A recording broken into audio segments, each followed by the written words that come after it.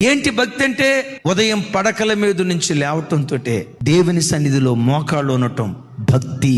ఉదయం లేవటంతో cell phone ముట్టుకోక మునిపే పరిశుద్ధ గ్రంథాన్ని ముట్టుకోవటం, నీ కళ్ళు మొట్టమొదట దేవుని వాక్యాన్ని చూడటం, అది భక్తి. సాయంత్రం అయిందంటే ఇంటిల్లపాది దేవుని సన్నిధిలో కూర్చొని కుటుంబ ప్రార్థన చేసుకోవటం, ఇది భక్తి. ఏంటి భక్తి? ఆదివారపు ఆరాధన 5:45 మొదట ఆరాధనకు వస్తున్నావు, నిమిషం కూడా లేట్ కాకుండా దేవుని మందిరానికి ప్రతి ఆదివారం రావటం భక్తి.